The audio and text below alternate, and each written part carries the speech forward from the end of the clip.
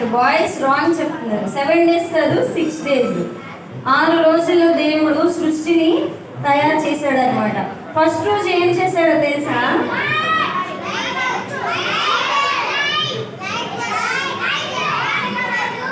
ఇంకా ఫస్ట్ రోజు ఏం చేశాడంటే దేవుడు, చూసి చెప్పండి ఏంటో. వెలుగు. ఓకే ఓకే, సైలెంట్గా ఉండాలి. సో వెలుగుని తయారు చేస్తూ వచ్చాడు. వెలుగు కమ్మని పలకగా దేవుడు నోటి మాటతోనే సృష్టిని తయారు చేస్తూ వచ్చాడు కదా.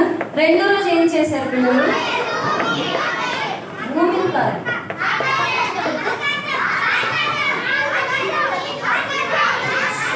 సైలెంట్గా ఉండాలి. అడిగిన వాళ్ళు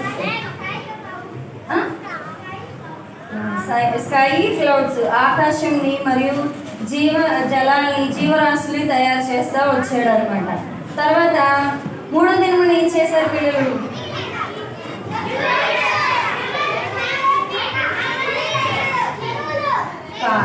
దేవుడు మూడో రోజు 6 నెలలని కమ్మని పలుకగా 6 నెలలు ఏర్పడిన తర్వాత అందులో ఏమొచ్చాయి? గడ్డి, పూలు, చెట్లు, మొక్కలన్నిటినీ దేవుడు చేస్తూ వచ్చాడు అనమాట. తర్వాత 4వ రోజు ఏం చేశాడు?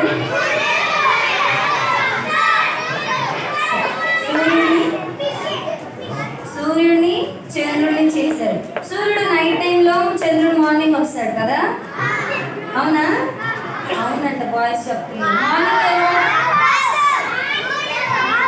సూర్యుడు ఎప్పుడు వస్తాడు? చంద్రుడు నైట్ టైంలో వస్తాడు అనమాట.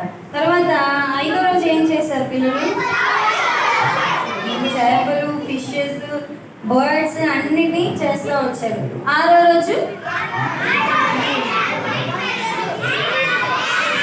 యానిమల్స్ ని చేస్తూ వచ్చారు. తర్వాత 6వ రోజు ఎవరిని తయారు చేశాడంట? ఆదాముని తయారు చేస్తూ వచ్చారు. ఇవన్నీ ఇంకెవరైనా చేయగలరా? మనమందరం కూడా ఇంకో భూమిని, ఇంకో సృష్టిని తయారు చేద్దామా? అంటే శక్తి మనకు ఉందా? లేదు. సో స్టార్టింగ్ నుంచి దేవుడి యొక్క శక్తి ఎంత గొప్పగా ఉందో మనకి దీని ద్వారా మనం అర్థం చేసుకోగలం. దేవుడి నోటి మాటకి ఎంత గొప్ప శక్తి ఉంది కదా పిల్లలు. అయితే మీకులాగే ఇప్పుడు నేను మీకు చెప్పాను, దేవుడు చాలా శక్తిమంతుడు. మీకు ఏం కావాలన్నా సరే మనం దేవుడిని అడిగితే ఇస్తాడా? ఇవ్వడా? ఇస్తాడు కదా. సో మీరు నమ్ముతున్నారా? ఎంతమంది నమ్ముతున్నారు? Very good. ఖచ్చితంగా దేవుడు మనం అడిగింది దేవుడు ఇస్తాడు అనమాట. అయితే మీరు అందరూ నమ్ముతున్నారు. అయితే ఒక చిన్న పాప ఉండేది. వాళ్ళ మమ్మీ తనకి ఇలాగే చెప్పాడంట. వాళ్ళది చాలా పేద కుటుంబం. అయితే మమ్మీ నాకు ఒక బాల్ కావాలి, కలర్స్ బాల్ తెలుసా మీకు? ఇలా కింద కొడితే పైకి వేస్తుంది కదా, ఫుట్బాల్ కాదు, normal plastic ball, colours ball. Mummy నాకు అది కావాలి అని అడిగితే వాళ్ళ మమ్మీ చెప్పిందంట, నువ్వు దేవునికి ప్రార్థన చేయి, యేసయ్యని అడుగు, చేతి పట్టుకోవాలి పిల్లలు, యేసయ్యని అడుగు, నీకు అది ఇస్తాడు అని చెప్పింది. ఏం చెప్పింది పిల్లలు? ఇస్తాడు అని చెప్పింది. సరే, నా పాప ఆ మాట నమ్మి ఏం చేసిందంటే, ఆ రోజుల్లో మరి ఫోన్స్ లేవు కదా, లెటర్సే ఉండేవి అనమాట. ఆ పాప ఒక పేపర్ తీసుకొని దాని మీద, యేసయ్యా నాకు ఇలా కలర్స్ బాల్ కావాలి, తొందరగా నాకు ఇవ్వు, నేను ఆడుకోవాలి అని చెప్పి ఆ పేపర్లో రాసి కవర్లో పెట్టి వాళ్ళ అడ్రస్ రాసింది. యేసయ్య అడ్రస్ ఏంటి పిల్లలు? యేసయ్య అడ్రస్ ఏంటి? ఆకాశమా? వెరీ గుడ్, పరలోకం అనమాట. అయితే ఆ పాప కూడా ఫ్రమ్ అడ్రస్ వాళ్ళది రాసి టు అడ్రస్ పరలోకం అని రాసింది అనమాట. అది తీసుకెళ్ళి పోస్ట్ బాక్స్లో ఇస్తే వాళ్ళ మమ్మీ ఆశ్చర్యపోతుంది. అమ్మ అలా వేస్తే ఎలా? అలా కాదు, రాయకూడదు అని చెప్పిన. కాదు మమ్మీ, మరి వేసేకి ఎలా చెప్పాలి అని చెప్పి ఆ పాప వినకుండా వెళ్ళి పోస్ట్ బాక్స్లో వేసింది అనమాట. అయితే పోస్ట్ మ్యాన్ అంకుల్ వస్తారు కదా, ఆ లెటర్ తీసుకొని ఎవరికి వాళ్ళు అడ్రస్ చూస్తుంటే అక్కడ ఏమనుంది? పరలోకం అని ఉంది. మరి పోస్ట్ మ్యాన్ అంకుల్ పరలోకం వెళ్ళగలడా? అయితే అంకుల్ భలే ఆశ్చర్యపడి, ఏంటబ్బా ఇది, ఏముంది అని లెటర్ ఓపెన్ చేసి చూస్తే అందులో ఆ పాప ఏమని రాసింది? Very good. ఏమని రాసింది పాప? నాకు ఒక బాల్ కావాలి ఏసయ్య, నేను ఆడుకోవాలి అని చెప్పి ఆ మాటను రాసి పెట్టిందనమాట.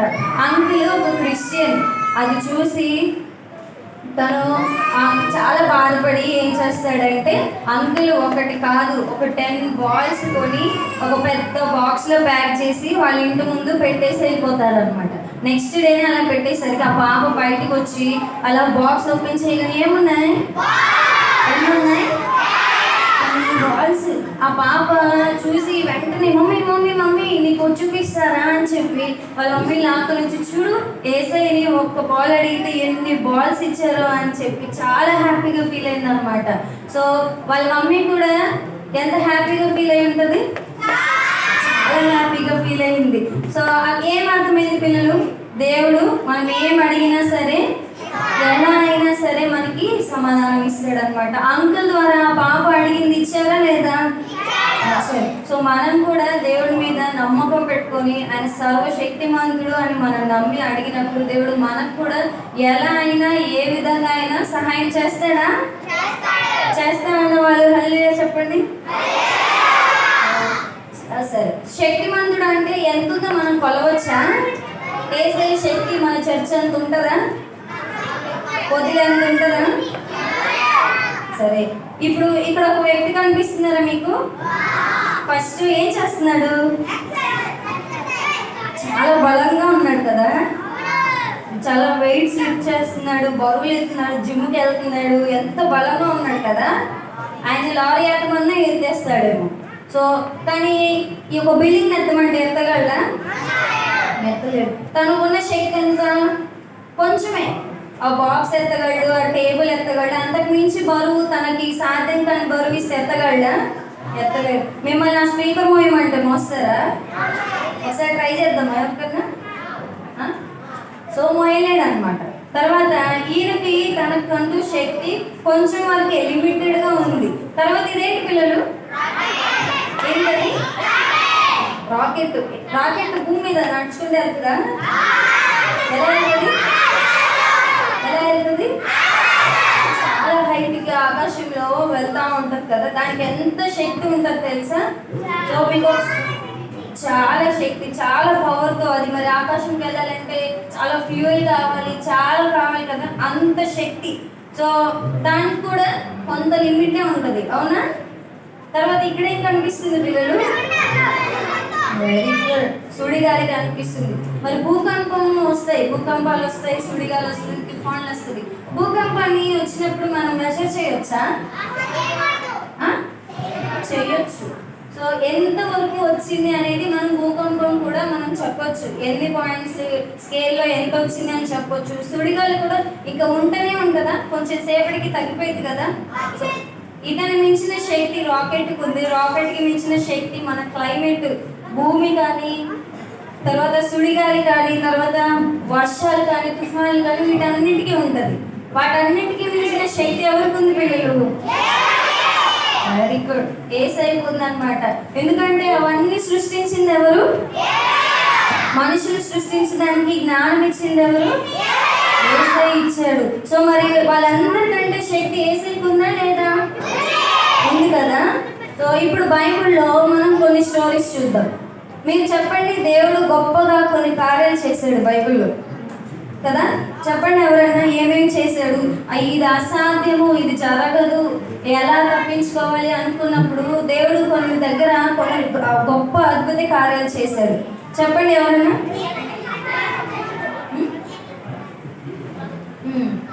పైకి చెప్పు.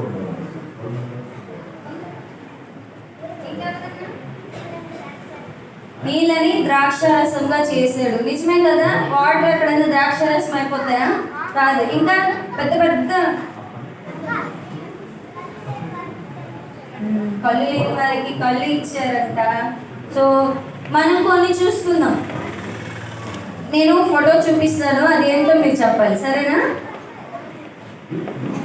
దేంటి పిల్లలు?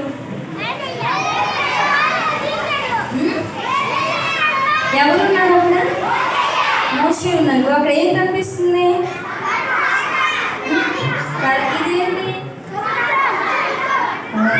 ఏం జరిగింది అక్కడ? ఒకసారి ఐగుప్తీయుల దగ్గర నుంచి మన ఇశ్రాయేలు ప్రజలు రావడం కోసం వాళ్ళ దగ్గర నుంచి వస్తూ ఉంటే ఐగుప్తీయులు ఏం చేశారంటే ఇశ్రాయేల్ని తరుముతా వచ్చారు. రథాలు వేసుకొని గుర్రాలు వేసుకొని వాళ్ళని తరుముతా వచ్చినప్పుడు వాళ్ళ ముందు ఎర్ర సముద్రం అడ్డుగా వచ్చింది. అప్పుడు ఏం చేయాలి? అలా సముద్రంలో వెళ్ళిపోతే మునిగిపోతారా లేదా? వాళ్ళు భయపడిపోయి ఇంకా వాళ్ళ అమ్మ మా పని అయిపోయింది, అంత దూరం నుంచి వచ్చినా కూడా వేస్టే, ఇప్పుడైనా వాళ్ళ చేతిలో మేము చనిపోతాము, ఇప్పుడు ఎలాగా మోషే ఏంటి మా పరిస్థితి అని మోషే అడుగుతా వచ్చినప్పుడు మోషే దేవునికి ప్రార్థన చేస్తే దేవుడు ఏం చెప్పాడో తెలుసా? ఏం చెప్పాడు పిల్లలు? Very good. నీ కళ్ళని ఆ నీళ్ళ వైపు చూపించు, అప్పుడు అవి ఏమవుతాయంట? ఏకరాశిగా నిలిచి ఒక గోడలాగా నిలిచి వాళ్ళకి ఆరిన నేలని నడవడానికి వీలుగా దేవుడు అక్కడ సృష్టించుతూ వచ్చారు. సో ఇది గొప్ప కార్యమా కాదా పిల్లలు? మరి అది చేయడానికి దేవునికి శక్తి ఉందా లేదా? సో అలా ఆరిన నేల మీద దేవుడు నడిచి వెళ్ళి నడవడానికి దేవుడు అవకాశం ఇస్తా ఇచ్చారు. ఎవరికి? మోషే ఒక్కడికేనా? ఇశ్రాయేలు ప్రజలందరికీ వాళ్ళందరూ చక్కగా హ్యాపీగా వాళ్ళు వచ్చేలోగానే దాటేసుకొని వెళ్ళిపోయారు. ఐగుప్తీయులు కూడా వచ్చారంట. వచ్చేసేలోపు ఏమైంది? వీళ్ళన్నీ వచ్చేసాయి. ఐగుప్తీయులు అందరూ ఏమైపోయారు? మునిగిపోయారు. సో దేవుడు అక్కడ ఏం చేశాడు పిల్లలు? ఇశ్రాయేలు ప్రజలందరినీ కూడా రక్షిస్తూ వచ్చాడు అనమాట. తర్వాత ఇదేంటి? ఎవరున్నారు?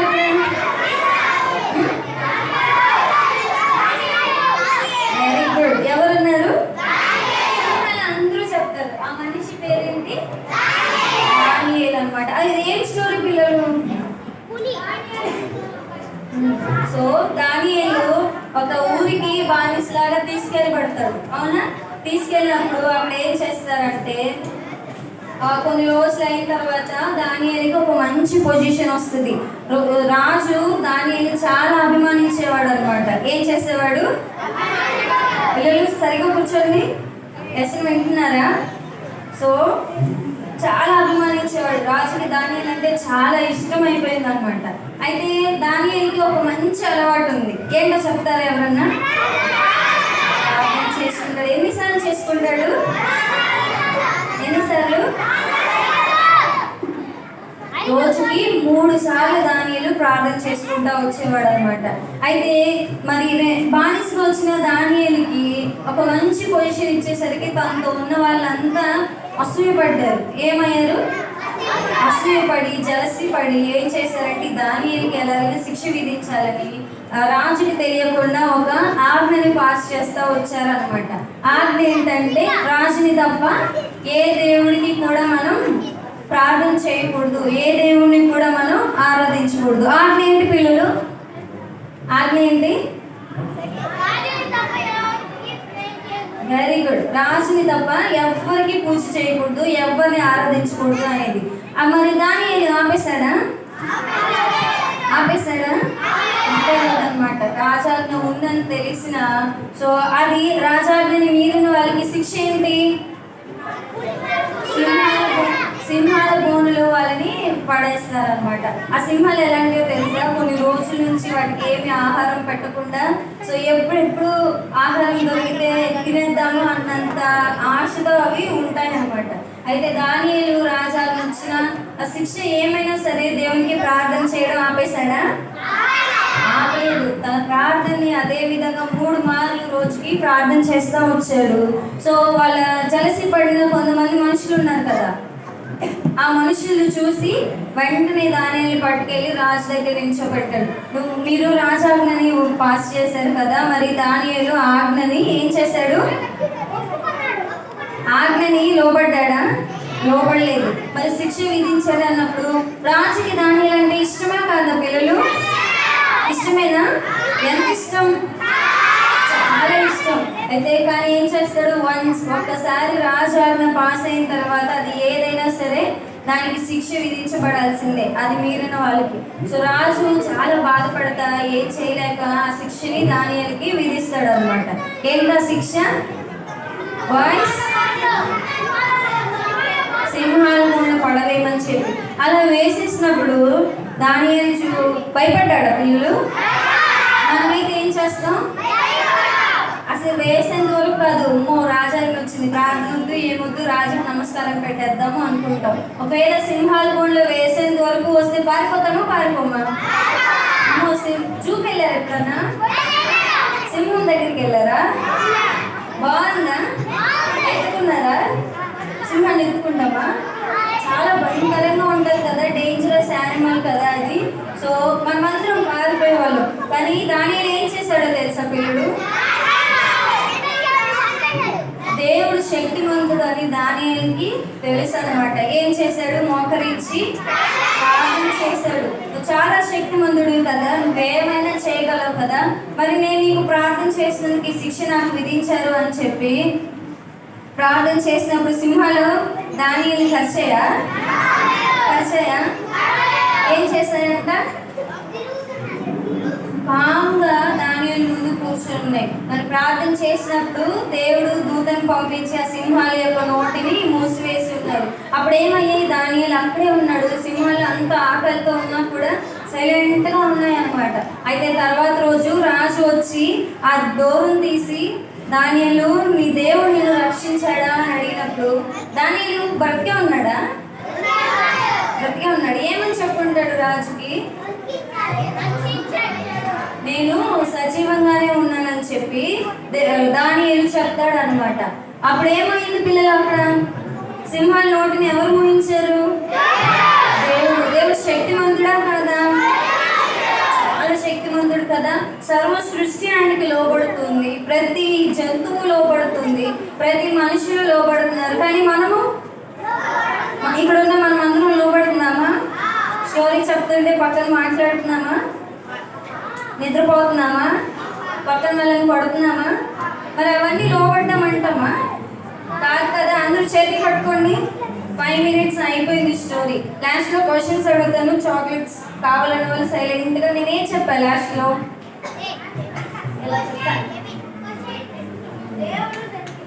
సో దేవుడు ఎంత శక్తిమంతుడో కదా పిల్లలు. సో మనం ఏం చేయాలి?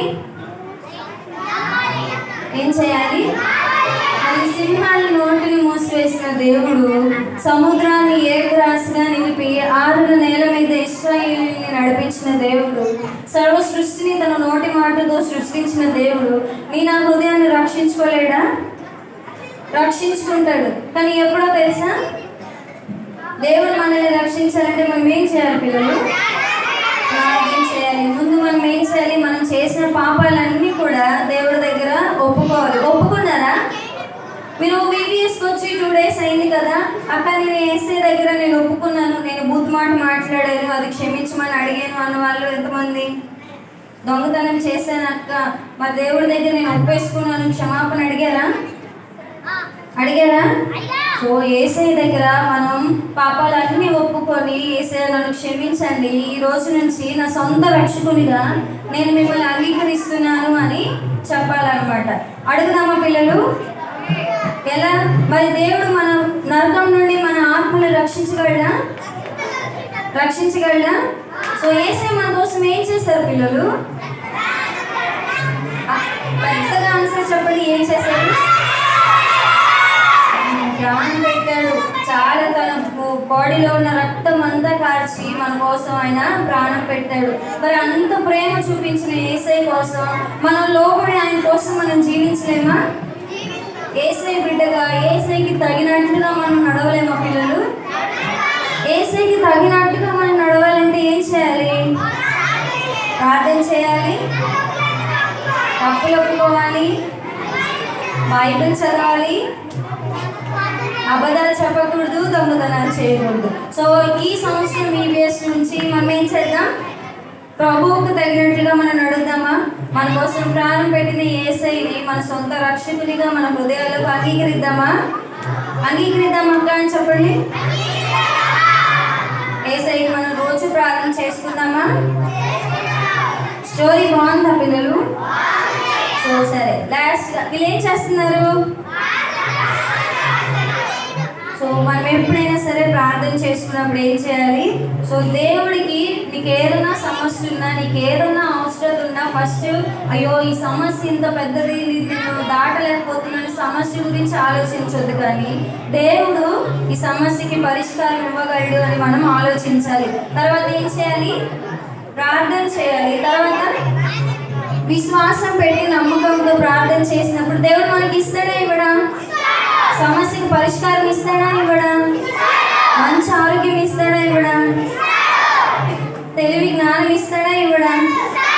ఇస్తాడు. వెరీ గుడ్ పిల్లలు. సో మనం ఏం చేద్దాం ఈ రోజు నుంచి? దేవుడు సర్వశక్తిమంతుడు కాబట్టి అమ్మా నాన్న కంటే, మన టీచర్స్ కంటే, మన ఫ్రెండ్స్ కంటే ఫస్ట్ మీకు ఏం కావాలన్నా సరే ఎవరిని అడగాలి? దేవుణ్ణి అడగాలి. దేవుణ్ణి అడుగుదామా? సో కంటక వాక్యం ఏంటి చెప్పు?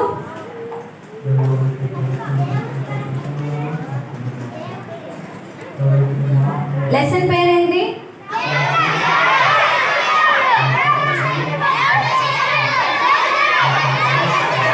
ఆగండి. దేవుడి శక్తి కాదు, దేవుడు శక్తిమంతుడు అన్నమాట. తర్వాత ఎవరెవరి స్టోరీ చూసుకున్నాం?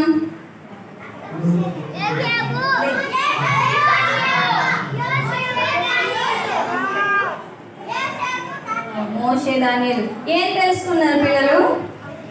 చెప్పు.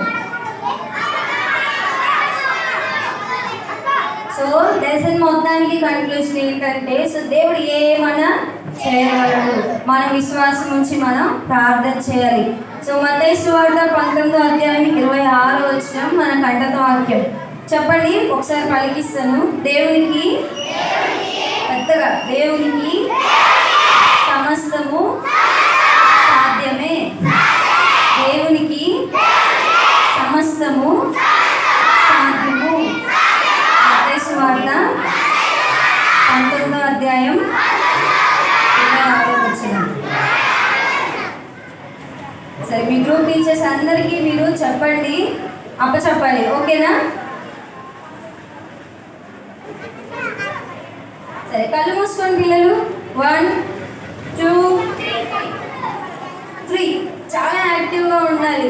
జూనియర్ అక్క అన్న వాళ్ళకంటే, సీనియర్ వాళ్ళకంటే మనం చాలా డిసిప్లైన్డ్గా ఉండాలి. ఓకేనా? 1 ఇక్కడ ఇంకా లేవలేదు. 1 2 3. పరిశుద్ధ ప్రేమ తండ్రి, నీకు ఎంతో వందనాలు స్తోత్రాలు చెల్లించుకుంటున్నాను ప్రభా. లెసన్ అంతట్లో ఎందుకన్నా సహాయపడుకోవచ్చినందుకే మీకు వందనములు.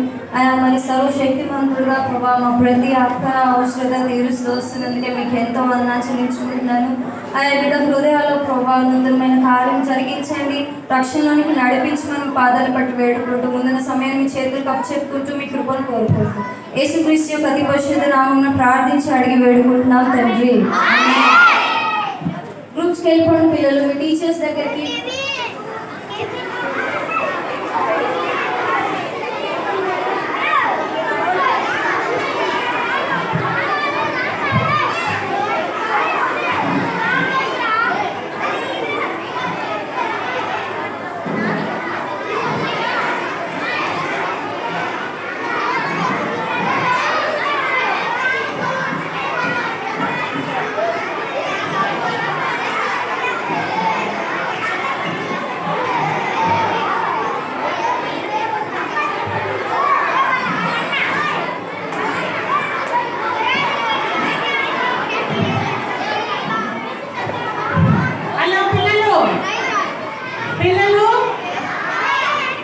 మంచి పిల్లలు ఒకసారి వినండి నేను చెప్పేది.